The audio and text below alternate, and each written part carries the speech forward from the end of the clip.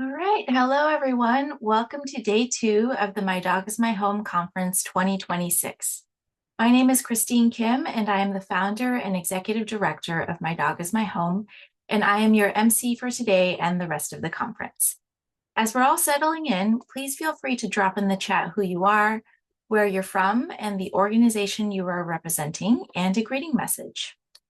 Yesterday, there were so many informative sessions and lessons learned from experienced providers and advocates. I hope you all can carry that with you into your own communities as you continue to create the systems you want to see for people and animals. Day 2 promises to be just as powerful.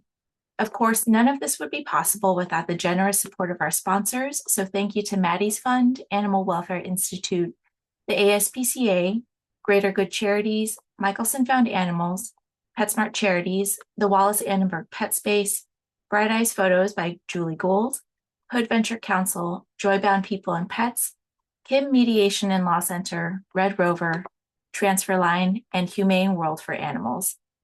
If you'd like to learn more about our sponsors, please go to the Sponsor Center in Hoover, where you can read about the sponsors, watch videos, and have access to the links to their website. So today, as we do every day, we will be leading with the voices of people with lived experience. Our opening plenary is a conversation between 3 powerful community leaders who are leveraging their lived experience to drive change. But first, we have a special welcome message from another leader who knows that journey intimately, former Congresswoman Cori Bush. Former Congresswoman Bush is a nurse, a pastor, a Black Lives Matter activist, and a person with lived experience of homelessness. She served as the U.S. representative of Missouri's 1st Congressional District from 2021 to 2025. In 2001, she and her family lived in their car for roughly 3 months after being evicted from their home, a period during which she had lost income due to illness during her 2nd pregnancy. But as her story makes clear, that experience is just one thread in a much richer life. She carried it with her into the halls of power, and it has shaped her tireless advocacy for the dignity and well-being of people who are often left behind. She was also the co-sponsor of the Pets Belong with Families Act, which would have ended dog breed discrimination in public housing. She has a special message to share with us today as we open day 2 of our conference. I'm so proud to join you all at the 2026 My Dog is My Home Conference to advocate for pet-inclusive emergency and affordable housing. I'll always fight for the well-being of unhoused people, in part because I know what it's like. I know what it's like to be evicted, to live in my car. I know what it's like to raise my children as an unhoused single mom. When I was in Congress, I introduced the HELP Act to fund legal services for people facing eviction and stop illegal tenant removals. I also introduced the Unhoused Bill of Rights, which confronted homelessness by treating it as a public health emergency. This included increasing funding for affordable housing, implementing comprehensive tenant protections, and affirming the right to livable wages, health care, education, and freedom from discrimination for unhoused individuals. My colleagues and I also introduced the resolution recognizing the human rights to utilities to affirm that access to safe, reliable, and affordable water, sanitation, electricity, heating, cooling, broadband, and public transit are all basic human rights that are necessary for healthy communities. And when all else failed, I organized a sleep-in on the Capitol steps that resulted in an extension of the eviction moratorium, allowing millions of people to stay in their homes. I've been fighting for housing for years, and I have worked to ensure that public housing is pet inclusive. When I was in Congress, I advocated for the well-being of pets because I believe that all living things deserve dignity. All living things deserve respect and care. I was proud to co-sponsor the Pets Belong with Families Act, H.R. 5828. in 2021 to ensure that families living in public housing are not forced to part with their pets due to breed, size, or pet fees. If passed, that bill would have prevented the displacement of countless companion animals. I've always sought to be a voice for the voiceless. So fighting for the well-being and rights of our pets and companion animals has always been a priority for me. We need to continue to advocate for the rights of unhoused persons and for the well-being of pets to ensure that nobody has to choose between a safe place to live and their beloved companion animals. Thank you all so much for your advocacy. Thank you for your work. Sending much love from Cori Bush. Okay, thank you to Congresswoman Bush for her message. We are honored to have her voice with us to open the day. And as we move into our plenary session, people with lived experience as leaders, builders, and change makers. This plenary has been developed to highlight that people with lived experience are not only recipients of services, they're capable of designing, building, and leading the systems they want to see in the world. This session highlights individuals who did not wait to be invited into leadership or for institutions to validate their expertise. Drawing from their own experiences of homelessness, displacement, and systemic failure, they stepped forward to create the community responses they knew were missing. This session is moderated by Doris Brown, co-founder of the Northeast Action Collective and the co-director of West Street Recovery in Houston, Texas. Doris started as an activist in the civil rights movement when she was 13 years old, following her instinct of, if it's not right, I want to fight. She participated in the historic Texas State University sit-ins in the 60s against segregation. Doris is also a survivor of a natural disaster that displaced her from her home in Houston. Doris helped build a community-led disaster response organization grounded in dignity and mutual aid, shaped by her experience of what disaster recovery too often gets wrong. Doris is also the loving and proud grandparent of several dogs. She will guide a discussion with Chrysanthemum Cohen and Marshall Williams, who are likewise transforming lived experience into sustained leadership and structural change within their communities. So Doris, welcome to the My Dog is My Home Conference 2026. We are honored to have you lead this conversation that centers people with lived experience as leaders with Chrysanthemum and Marshall. Thank you. Thank you. As you know, my name is Doris Brown, and I will be the moderator for this session. I did start at 13 years old because I grew up in the civil rights era, and I learned at an early age to put anger into action. I am now a co-director at West Street Recovery, and I founded the Northeast Action Collective. We are a group of, started with 12 members now. We boast 180. Let's get this started. I'd like to welcome Chrysanthemum Cohen and Marshall Williams. Hello. Hey, good morning. Good morning, Doris. Hi, happy to be here. Thank you. Thank you. As you know, both of you were unhoused, right? And I would like to speak to you about the mental health issues of being unhoused, because I too myself was unhoused, and I would like to hear a little about your experience with these issues. Chrysanthemum, would you start us off? Sure. Yeah, well, just to kind of tell you a little bit about myself, my story really starts and ends with my sisters. When I was 16 and my sister Lizzie was 17, we were inseparable. We were best friends and we did everything together. And sometimes we even ran away from home together because we didn't really have a safe, stable living conditions. And in the summer of 2010, Lizzie ran away for the final time without me, and she never came home. She ended up overdosing on somebody's couch. And so that's when my world kind of shattered for the first time. And I found myself just clinging to the first thing that I saw, which happened to be an abusive boy who became an abusive man eventually. And this was just a very dark time in my life. You know, at the same time, an adult family member had moved back into my dad's house where he had begun abusing me at nighttime. And so this is where my experience with homelessness really started to take shape. I found myself having to make very difficult decisions every day. Do I sleep on a couch? Do I stay with a friend? Do I beg someone to let me stay with them? Or, you know, on the worst nights, do I stay? Which abuse can I endure, essentially? And so it was really during this time that my cat Bella helped me. She was there for me, and she helped with those mental health challenges. And finally, I was able to remove myself from that situation, not because I was, smarter or stronger than anybody, but because I was lucky. And, it was during that time that I met Little Man, who was a little black Chihuahua who wandered into my life at the perfect time. He saved my life, I saved his life, and he was there for me. From there, I ended up meeting my husband, my now husband. We traveled the country together, we did conservation work, and being outside with him really helped me heal mentally in surprising ways, but so did working with animals. And I found that, everywhere we went, I continued to work with animals, whether it was grooming in New Jersey or walking shelter dogs in Alaska, or training facilities and rescues in Idaho. But something was always missing from that work.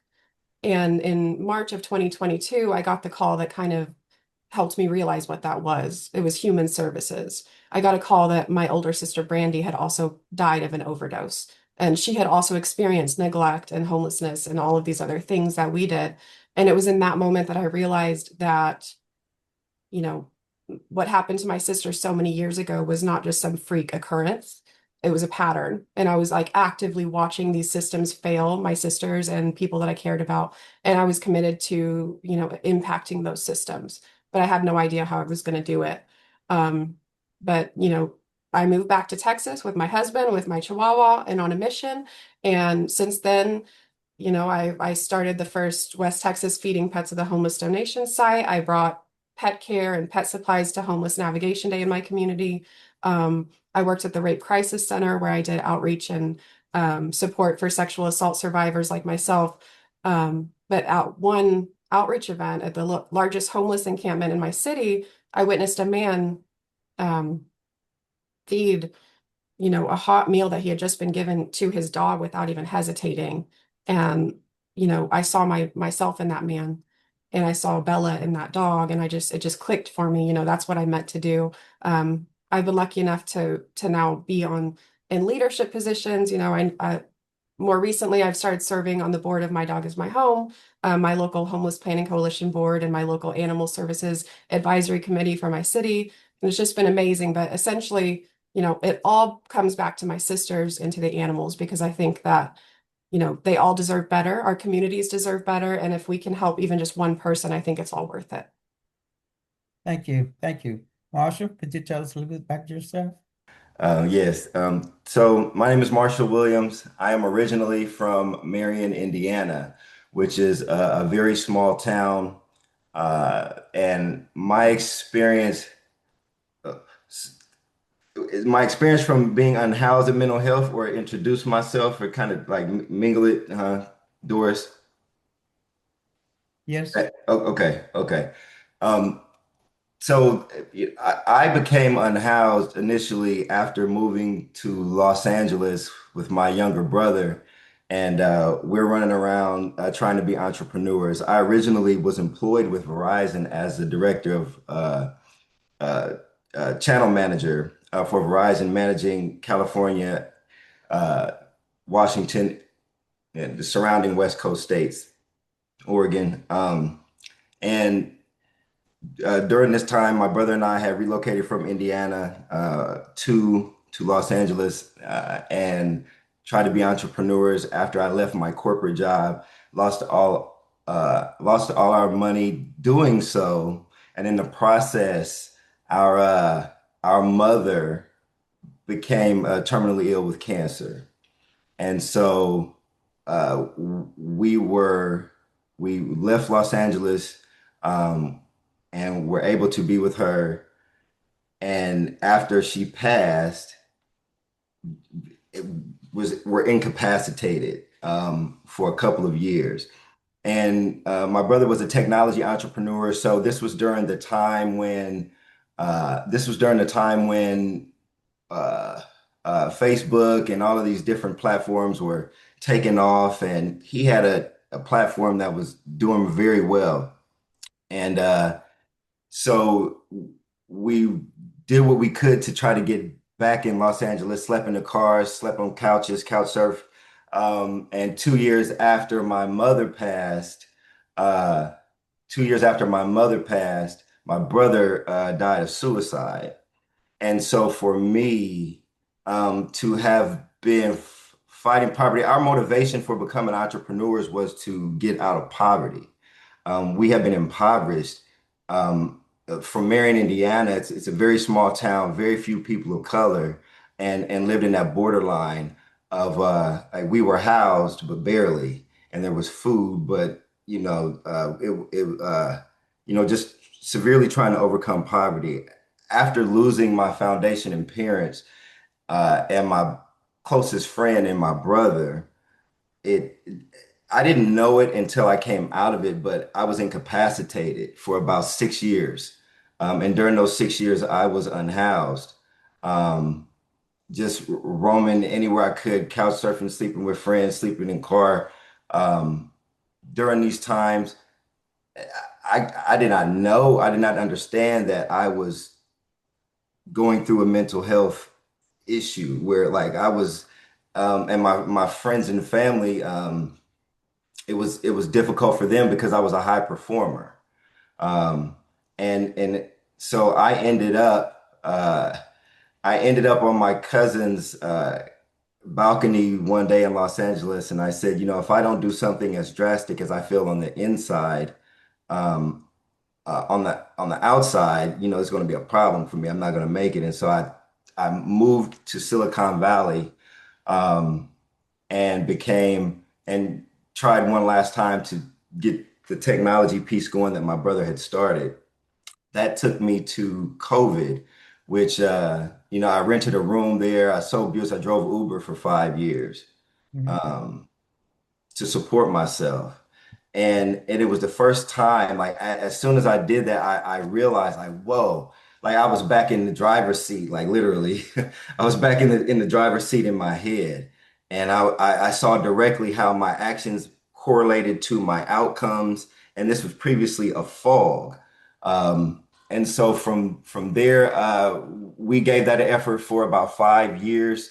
And COVID happened and reset me. I be- and reset me to Oakland.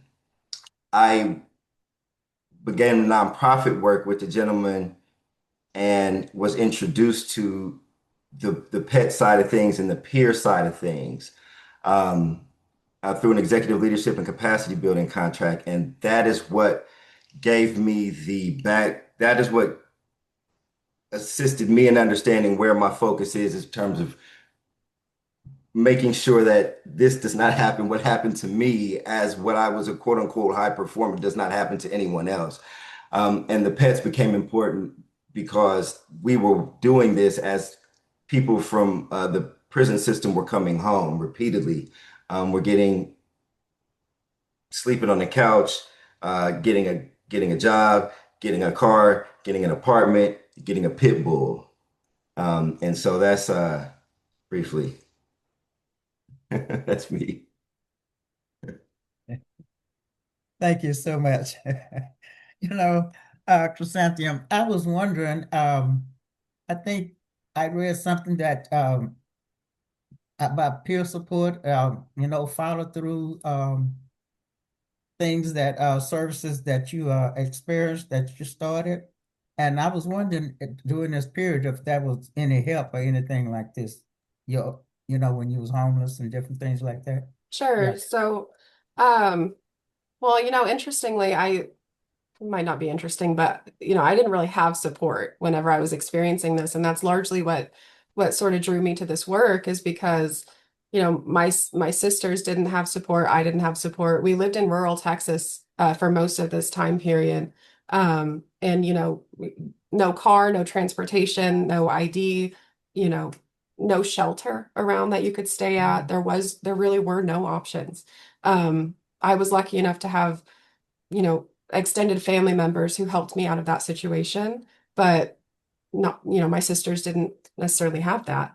And so that's kind of those gaps are what led me to want to do that work, because I realized if I can find the other chrysanthemums and the other Lizzies and the other Brandies, then maybe there's, maybe I can do something. Maybe I can do something.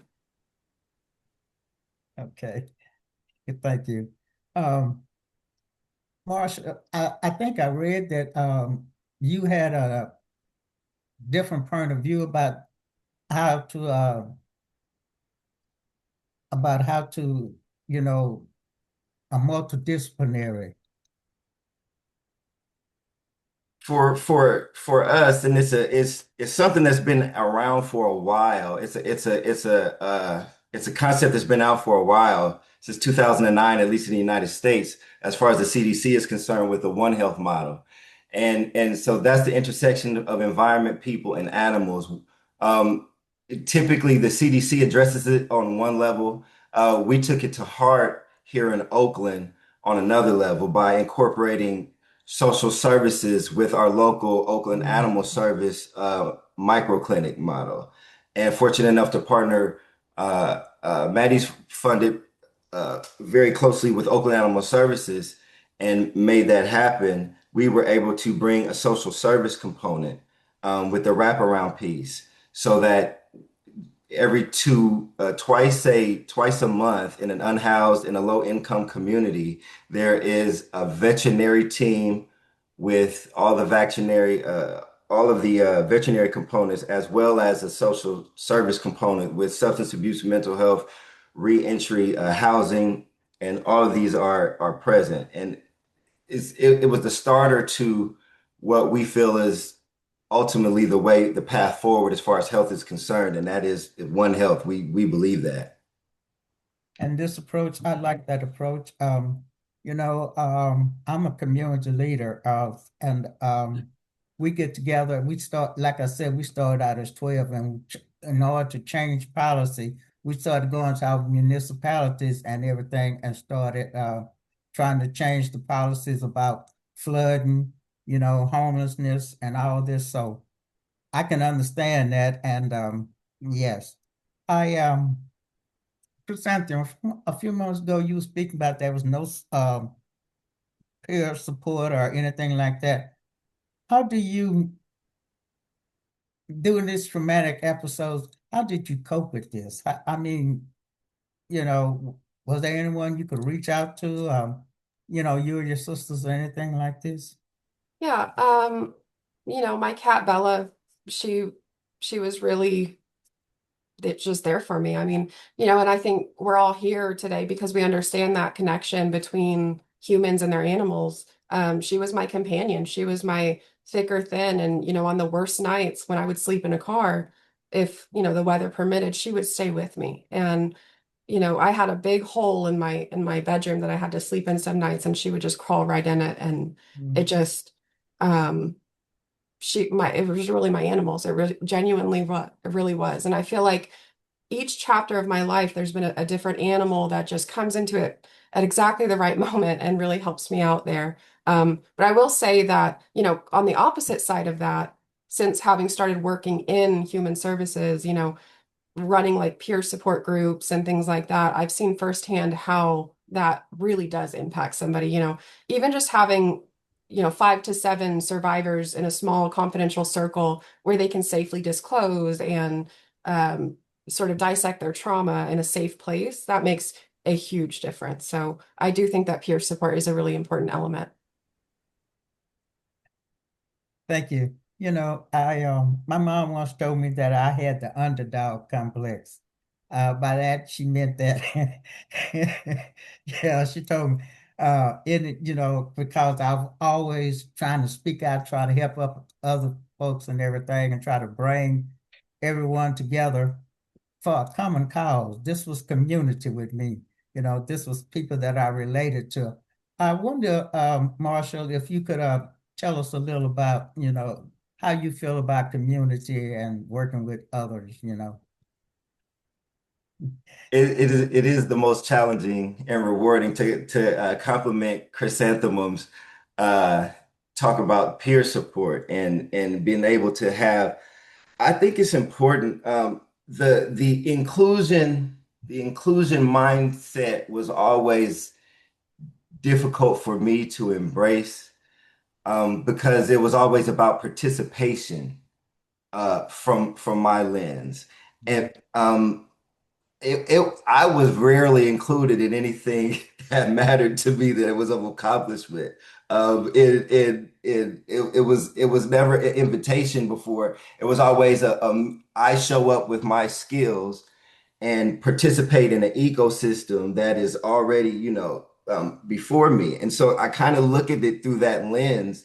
Um, as we integrate the community into wellness models. Um, I say all of the time with our organization that we serve two customers. The first one is the community, and the second are the people that maybe are outside the community but sympathize, and empathize and realize that we are no different. Mm. I think it's important from the people that come from the quote unquote underdog mindset to recognize where we are empowered and to own that. And I kind of specialize in helping to communicate when it's necessary in those realms, because a lot of times we can get caught up in rhetoric that can be of a victimized mindset, or as if we do not have resources that can be available should we choose to adopt how to seek them out and acquire them. And so I try to speak to the community in ways that empower us and that show us where we are strong and can make actionable and firm steps forward. The inclusion piece, the inclusion piece is something that can come, but to me, it's important for us to participate wholly where we can. Thank you. I think it's all playing off of what you just said. I think it's important that we engage, educate, and empower people. So I think the fact that y'all built platforms that would engage people. So, Chrysanthemum, could you tell us the kind of platform that you started to engage folks? Sure. Well, like I said, in my community, it was really important to me to sort of bridge the gap between animal welfare and human services. I kind of became known as that in my neck of the woods. I'm in West Texas, so I live in the Concho Valley, which is made up of, I want to say, like 14 counties. It's a bunch of little rural counties kind of connected. Um, and so it was definitely a challenge to sort of educate folks on why that's important. Luckily, we had an active homeless planning coalition. We had we don't work in silos out here. Luckily, we already were kind of collaborating. But, I had to be going to these places and telling people why it's important. And I had to be sort of that voice of, okay, we're evaluating your intake procedures. Well, where is the box for do you have an animal? Do you have a companion? Do you know the difference between an ESA, a service animal, a companion animal? Just these little things that people weren't really considering that make a huge difference. And so that was kind of, face to face was really my thing for a long time. When I go around and kind of share my story. And of course, the storyteller program through My Dog is My Home has really helped me figure out sort of what that platform will be. I'm still kind of figuring it out, but that's where I'm at right now. Thank you. Marshall, uh, your platform, I think, was the PLE, people with lived experiences. I think your platform was most interesting to me. Could you explain it to us a little bit? Give us a little short. Sure. I'm a founder of Project Pet. Project Pet is a social enterprise that connects people with social services through their pets. I'm also the executive director of the Bay Area One Health Coalition. These two entities work together to affect the change in our community that we need to see we work very closely with our local government in the city of Oakland and the county of Alameda. And our whole objective is to increase increase this collaboration between animal welfare and social services for the benefit of overall wellness outcomes, and to integrate the community into aftercare models in healthcare systems, because that is an entire situation in and of itself to be able to get the community actively involved in its own wellness, and to be able to create and repeat ourselves. And that's what I see in the SB 803 Peer Navigator title here in California. And we are in our organizations are built to sustain themselves and to integrate animal welfare with social services for the good of everyone. I really like the fact that y'all have stepped up and stepped out. And when you're not waiting on anyone for validation or anything, I think it makes you more determined to do something that's really epic and everything. And I really appreciate that. I um I myself almost died when Harvard devastated my home and made me unhoused, and no one came to save me. The municipalities, the federal government, or anything like this. And so this made me more determined to do something about changing policy. I I just wonder if through your endeavors and entities and everything, uh, you learn to advocate for yourselves. Could you tell us some more about how you do your advocacy work? Either one of you, Sure. whoever. I'll start. I totally resonate with what you said. And, we've had the pleasure of speaking before this, so I kind of know a little bit about your story. It's an honor to be talking to you at all. But yeah, I totally resonate with that. There are situations where people are falling through the cracks. And as Marshall had pointed to, we don't always know the power that we do have. And there were times that I would come into a room of people. I still say it. I still say it when I'm at, a meeting or a city council meeting or something. I say like, I did not know this room existed. I did not know this table existed. I didn't know there were entire rooms of people trying to solve this problem without Mhm. asking the people who are impacted by this problem. Um, and people say, like, why didn't you reach out for help? But it's like, I didn't know y'all were here because you weren't making it a priority to find me. Mhm. You were not making it a priority to invite me to your table. So now, guess what? We're going to rebuild this whole table. And I'm going to make sure not just me, but other people, maybe somebody with a disability, maybe other people with different experiences are going to be sitting at this table. My legs still shake. I still get nervous. I still don't know what I'm doing. But I've come to find that a lot of these people don't know what they're doing. People who have been doing this for a long time, and the critical part is that they don't understand the experience that they're advocating for change for. Thank you.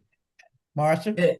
Yeah, yeah. For me, it's about breaking down these barriers to communication that we are cutting our nose to spite our face, so to speak. Like we can't advocate for certain policy in housing that benefits our pockets, and then say on healthcare that we're going to save the animals and advocate for things that are going like these are the same. So I'm finding it important to be able to articulate our value as an underserved community participating in a large ecosystem is very because it's on me to understand how to talk in these rooms about where the shortcomings are because most people are willing to listen if many people are willing to at least listen if you can articulate the value properly and many times we can look at ourselves as when we go into those rooms as not I'm just one small person in this. No, you have an entire community of people. You have an entire community of people that you represent when you're in those rooms that need assistance. And being able to articulate our value and understanding where my value is was important to me. After recovering from so much trauma, as a person, it was important for me to understand as a man, as a professional, as an individual, where my value is and what I'm bringing into a situation when I participate. And I think that was important in how my experience was able to mold me into what I deliver in rooms when I'm present. Thank you.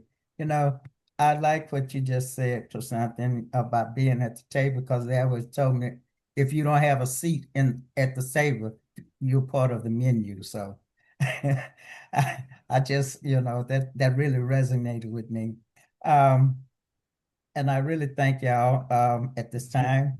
Um, we're I like the fact that y'all stepped up, stepped out, and you weren't waiting for any validation.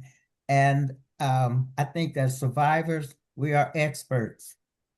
We are experts of our own lived experience, and no one can speak for us but ourselves. And I really thank the fact that y'all are here today. And I think we'll that's more or less all that I have at this time. Would you like to say something before we go? I would thank. I'll just, you go ahead, Marshall. I was going to say quickly, thank you to the panel and thank you to everyone that showed up today. And at, it's 9 o'clock in the morning here in California, but maybe not elsewhere. But thank you to everybody who showed up today, and thank you to the panel. We are the people that make the changes. And so I'm looking forward to participating in these things with you.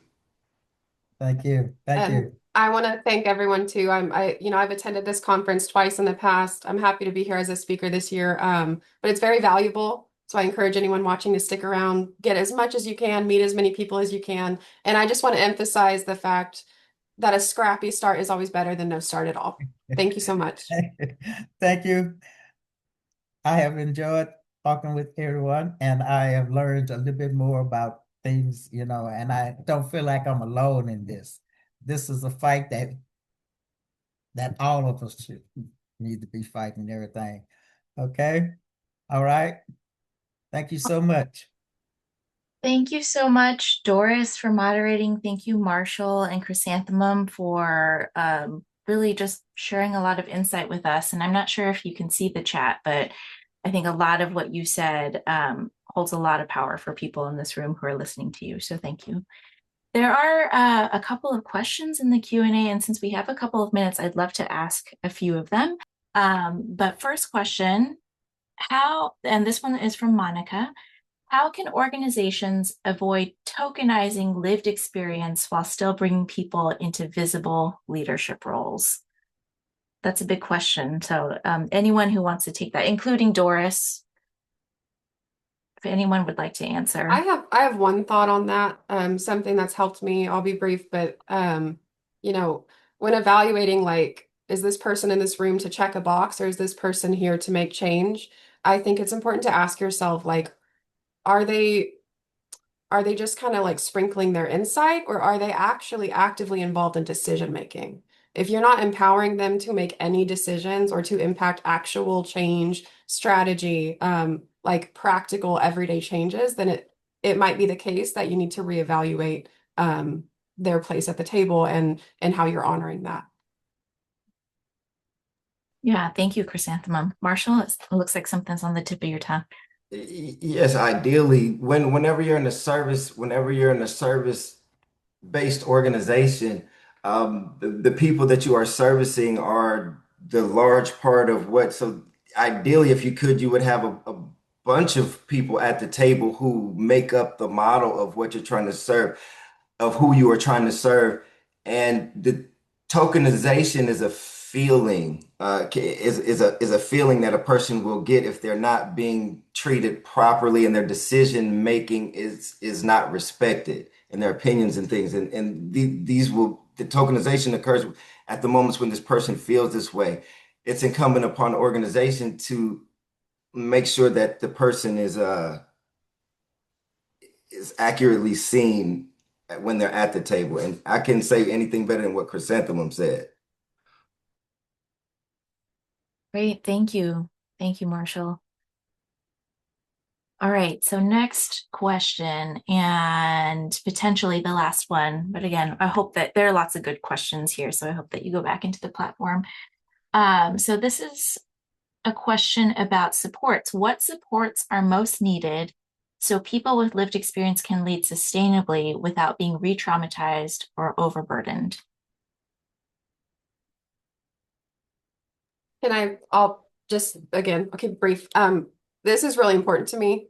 Collaboration is needed. So, like, for example, when I worked for the Rape Crisis Center, and I led victim services, we led our SART team, which is the sexual assault response team, meaning that we had, someone from medical, we had someone from law enforcement, we had an advocate present, we had the attorneys present. You are not wanting that person to have to repeat themselves and their trauma every single time that they seek services.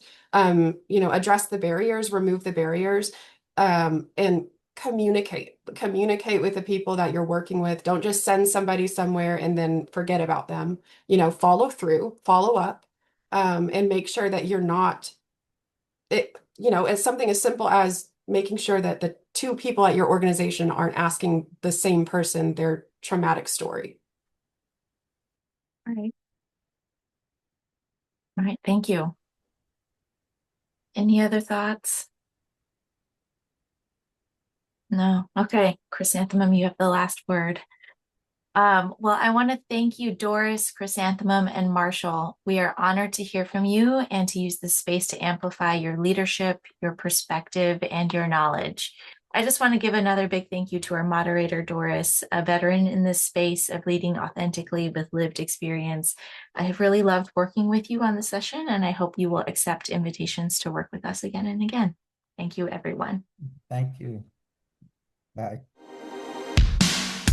Chasing the night away, never judging.